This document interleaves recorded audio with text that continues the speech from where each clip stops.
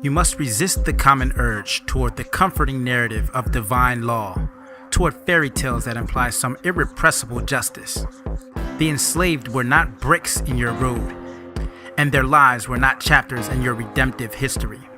They were people turned to fuel for the American machine. Enslavement was not destined to end, and it is wrong to claim our present circumstance, no matter how improved, as the redemption for the lives of people who never asked for the posthumous, untouchable glory of dying for their children.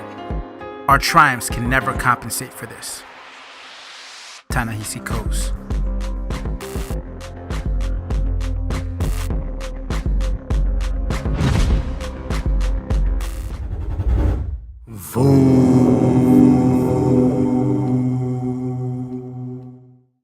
What is the state of the Black community?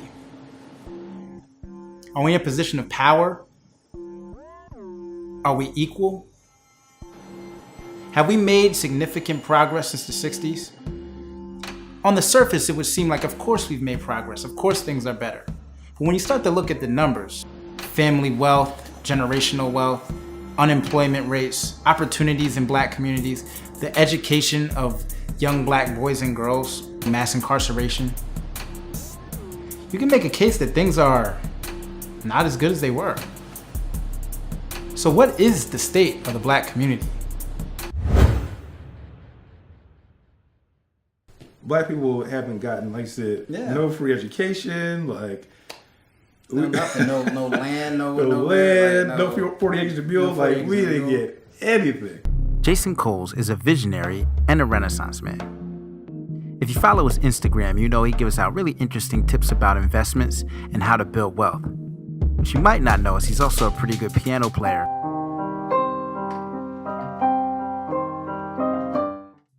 His latest endeavor is truly his most remarkable one. He created an app called Katika, which serves as a marketplace and a business directory for Black businesses. The goal is to play a part in helping to sustain and build a Black economy so that we no longer have an excuse to say we can't find Black-owned businesses. This could be a truly transformational application. I am truly excited to see how Katika could help build Black wealth in the coming years. People of color, our first introduction to the monetary system, whether it's banking or anything dealing with finances, it's usually that first introduction is usually negative, right? Right. You're hearing about maybe somebody has bad credit, late on credit card payment, payday loans and things like that. Mm-hmm. So for the vast majority of repossession, right? So the vast majority of us, our initial interaction with the banking system or financial system is negative. So by the time you get older and you're ready to buy that property, you already have this negative sentiment or attitude towards this institution. So this is why the large majorities of us don't have checking accounts. That's very simple, just to have a checking account, right? More of us will rather pay extra fees and cash checks at a check cashing place than to have a bank account. And so part of that comes from, again, it's like, where was that first introduction at? So if it didn't come from your home or it didn't come from school, you probably didn't hear about financing or banking or anything. If you own $300,000, you're in the top 1% earners of your entire race. Mm-hmm. That's like buying a house. Mm-hmm. So you're telling me if I bought a single family house, all of a sudden I'm at the top 1%, like I'm the wealthiest person in my entire race. Like that's something, there's clearly something wrong. There's a big huge gap. Mm-hmm. Average medium household for white people, $171,000. Black people, $17,000. Yeah. It's like, what? Huge. I hate when I see people downing a Black business. Like, if you don't like it, try talking to the owner. That's complicated too, because the reality is I do think we have a void of information, and so we might run our businesses differently. That doesn't mean not to support them. And that's the whole point, is that we're growing. I think we're in general, with investing and real estate and all that stuff, we are behind. Right. And the problem is, to catch up, you have to live even more frugally and save even more and be more about saving and investing than everyone else. Ryan Fagan is a mogul in the making. As a real estate investor, broker, and agent, he has been sharing his knowledge of home ownership and the concept of ownership for the past few years. After creating his own content and using social media to market himself, he realized how powerful it could be. Then he started a media company to help build brands by using content creation and digital marketing strategies. With his mindset always on how he can build, he began a podcast called Ryan Got the Bread, where it's all about home ownership, community building, community ownership, responsibility, and he speaks to a lot of professionals from a lot of different industries. Ryan Fagan is also my business partner. The media company that does digital strategies and content creation is called FI Media, which means Fagan Ingram Media. Now, me and Ryan's conversations always go long. Most of the time, they only end because the camera stopped recording. Battery, man. Well, that's what there's a void of information. So, Right. so as far as real estate investing, and that's why I like creating content and trying to educate people, is that you don't think you can do it until you see people do it, or Right. you have someone that you feel comfortable talking to. Mm-hmm. So I'm not huge at networking with people I don't know. I wouldn't really reach out to some random person and say, Right. hey, can I talk to you about XYZ? But if you have a cousin or someone you know in the neighborhood or Mm-hmm. Right. something like that to talk to, and then they, Then they you bring you in. learn. Mhm. And I think that's our problem too, is a lot of our networks aren't that valuable as far as people who've gone to Right. certain businesses or have this skill set. Right. Really lack those things. And then because I wouldn't have been able to bounce back without the right support, to Right. be honest with you. You know what I'm saying? Like, you got to have the right people around you. I got the right people around Right. me. When I came home, I had some of the right people around me that was pushing me to, nah, you're going to be all right, we're going to do this, we're going to do that. So, you know, I won't say I got lucky, but some people don't have no support. That's true. So that's when you got to really get focused. You're on your own and make the decision like, nah, I'm done with that. Right. You know what I mean? To go through, if you go to prison the whole 9 and you come home and you still want to do that, I don't know what to tell you. Something wrong with you. Something wrong with you. Money Carson is one of the most highly regarded lyricists coming out of New Jersey. Over the past decade, he has had numerous accomplishments. He's recorded records with everyone from Redman to Fred the Godson to Jeremiah. He's one of the few rappers who can actually claim all of Jersey as their home. He now lives in North Jersey, but his early career and his life began in South Jersey. Money Carson actually lives what he raps about. On his current project, he talked about the mogul mode and how he wants to build a legacy and create wealth for his family. He has a unique perspective after having been a Division I basketball player who went on to be a rapper who found himself caught up in a negative situation where he ended up incarcerated. He now uses that message and that experience to empower the youth and to guide them in a different direction than the path he took. Oh yeah, and he's a cousin of mine. Well, one, America's designed to put black people in jail. It's like Yes. like they want you to go. Like they want you to go. Like it's part of the America's built on slavery. It's a new slavery. It's the whole economic structure is built on free labor of some sort. So don't be a part of that. How do you think that we can get through to the next generation? Because like one of the points of the whole project is to try to educate people to learn how to do better, know themselves. Like I want to try to help, especially the black and minority communities. Like we gotta, cause I think this is the first time ever in history that we could build up. If they don't see what happened to Smurda and 6ix9ine, if that don't show them nothing, there's nothing that's going to show them until it happens to them. That's it. Think about when I was wilding. Right. Greg came to see me. Your pop came to see me. My dad came to holler at it. Right. I ain't listening till they clank me. Right. Sometimes that's what it takes. Sometimes that's what it takes. Well, I mean, one of the things I want to do with this is hopefully if y'all watching this, yo, talk to your OGs, talk to somebody that care about you, and try to get you could avoid that. Like it's not necessary. It's very avoidable. It's very avoidable. And when you in there and you looking around at all these people that you have nothing in common with, that's Right. the wake up call. Yeah. It's like, yo, I shouldn't be here next to this dude. You know Right. what I'm saying? When you hear people in there talking about, I got one more bid in me. When I get home, I'm gonna sell all the drugs I can. You know you the true Right. story. Right. Niggas, I don't know his name. He's from Jersey City. That's all he Right. said every morning. And I'm like, you tripping? I don't even have this bid in me. Right. Like, how do you know Right. you We could got go to one- jail? You one could more go to time. prison one Yeah. more time? Like, that's craziness, Yeah. man. That's crazy. June 29th, 2009, man, my life changed forever.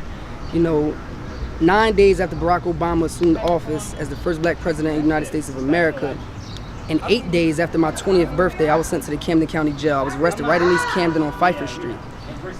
And I spent almost 3 weeks in the county jail, you know, among everyone from every walk of life. But the only thing that kept sticking out to me as a young 20-year-old man is that everyone in there looked like me.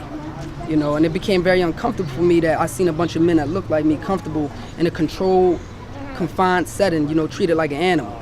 You know, and it was a weird experience I had. You know, I was in a cell with a man that was twice my age, and we spoke with each other for about 2 days. He asked a few questions, I was asking him questions, and it came to be that he's my father's childhood friend.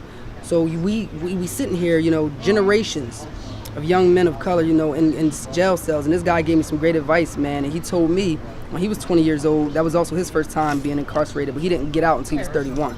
He said he didn't want my life to turn out that way. He said, man, if you get a chance to get out of here, young man, you know, go show these young brothers that this ain't the life for us. You know, do something better with yourself. You know, show them what a real man's supposed to live like.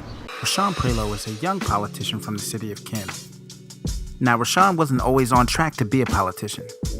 He barely graduated from Woodrow Wilson, and during his first year of college, he dropped out. It was then that he was arrested, and that was a turning point for him. Luckily, his charges were dropped, and then he went on to graduate from the University of Pennsylvania with his bachelor's degree. After graduating, he earned a position as an intern under the Obama administration at the White House. That's right, he went from being arrested to working at the White House. Now he uses his own inspirational story to connect with the kids in the city of Camden and to show them that anything is possible. It's people like Rashawn who can really lead the charge to change cities like Camden all across the nation. So that's been the biggest challenge is the disengagement, because I've had some folks say, you know, well, I never really voted, you know, I'm not really into that. And I'll press on why. Right. And usually it's because they feel like they've been let down, or the people that have been in positions Or they of feel power. like it's not going to change, it's not going to matter. Right. And that sense of hopelessness is something that we, as this generation, have to change. Bringing it back. We got to change Because that. it do matter. Yeah, it does matter. Right. Everything you do, every vote you make, every vote you don't make, if you decide not to, you're still making a choice. That doesn't mean, just because you decided not to put anything on the ballot doesn't mean you didn't make a choice. Right. It's like people kind of try to live in this false reality that you can live a regular life and not be engaged with politics. Right. It's impossible. Politics is everywhere. It's in your bank account. It's in your bedroom. It's in your water. Look Yeah, at it's in your Flint. water. Look at Flint, Michigan. Look at Flint, Michigan. Right, It's like in your water. it's in your water you drink. You know, it's in your schools.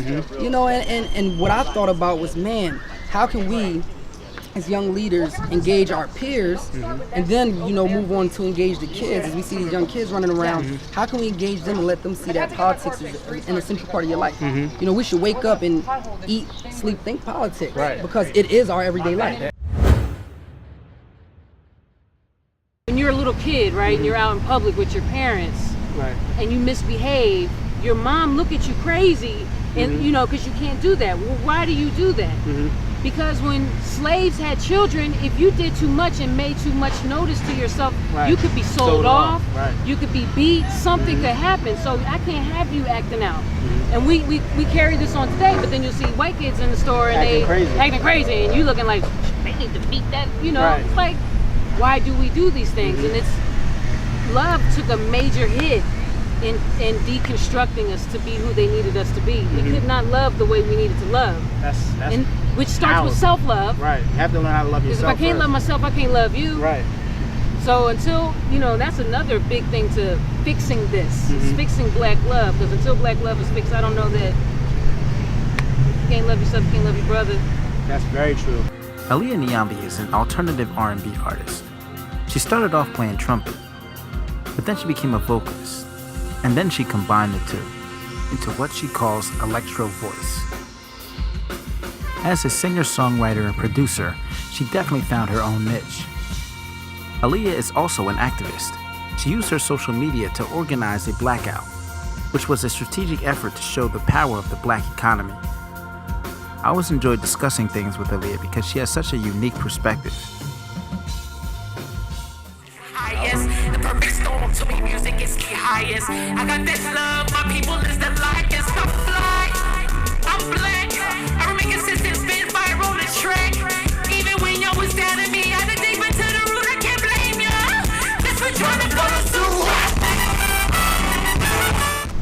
When you broke down the black man in a different way than you had to break down the black woman, and it's created two different people in today's society. Okay. So that's where communication is off. You know, that's where you start seeing when black men. This guy just posted the other day. You know, he wished black women did more like the white girls, and it's like, what is that? Yeah, like, well, I don't know what that meant. But that's part of the brainwashing that had to go on, because in order to affect your home, they had to break you up. They couldn't have a family unit. They couldn't have a man and a woman, or a woman and a woman, or whoever, because even in the lesbian community, black love is broken. Really? Yes, it's broken on all levels. Like, crazy. The love is broken. Like, I don't think we really know how to love. Like, we need therapy. Yeah, we do. And we scared of therapy. We do. So until we don't trust doctors. No, we don't trust. But that's, I mean, well, we have a history of it, but we don't trust medicine. But I mean, to some extent, I mean, of course you have to do your research, but you have to begin, you know, getting some therapy, you know, going to see doctors, taking care of our health care. Right. Because I mean, we are the most, you know, PTSD group, like massive group of people. Yes, man, it's traumatizing what has happened, it's man. crazy, and we've never dealt with it. We just pass it on, man. Like we just give it to our offspring, and they give it to theirs, and it just keeps going. Like, you know, there's a whole list of why that happened. You know what I mean? Especially with like the fathers not being in the household. You know what I mean? Like my mom raised me. My mom raised me. Right. I'm a man. Right. You know what I'm saying? Like, what raised me was me being out all the time. You know what I mean? Like, I learned through trial and error. You know, there was no guy to tell me how to do this, how to do that. You know what I mean? I just knew right from wrong, and like, I'm just like, I just always had like a deep like empathy, and like, I was always like very self-aware. I would always ask why. You know what I mean? Leonzo was an artist and the leader and creator of The Global Village. Global Village is one of the most unique experiences I've ever witnessed. It's a live performance where the audience is the star. It brings together a multitude of artists in different spheres, from dancers to musicians to spoken word artists to singers to rappers, and everyone gets a turn to showcase their talent and their gift. The energy in there is always incredible. Leonzo is the clear leader of this movement. It's a movement that promotes unity, diversity, spirituality, and wellness. There's a togetherness and an energy that is really hard to find anywhere else.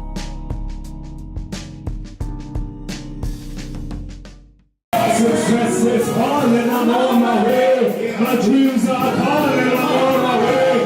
My goals are calling, I'm on my way. I'm on my way. All right, how about this? Like creating safe spaces, like because like, you know, at home, right? So the thing, at least for me, especially in the inner city, you know, growing up in the Bronx, I saw this a lot, is that like our parents, we still carry on the traits of like our ancestors' parents. So like we have to break from that. So with that is making spaces like Global Village. Right. No plug, but like for real. You know what I'm saying? I completely because like creating a home where literally like as black people we could be ourselves, you know? And as black people, we don't have shame in like self-improvement, you know? So one thing I wanted to do was like yoga, meditation was a thing at a time where it's like, look at those hippies. Right. Look at these yogis. Right. And to go to a yoga class is like $35 an hour, you know what I'm saying? We don't got that like, that 35, that's a whole week of trans pass. Right, yeah. You know what I'm saying? So like, I wanted to take that, and now people can meditate here for black people for $5. Right.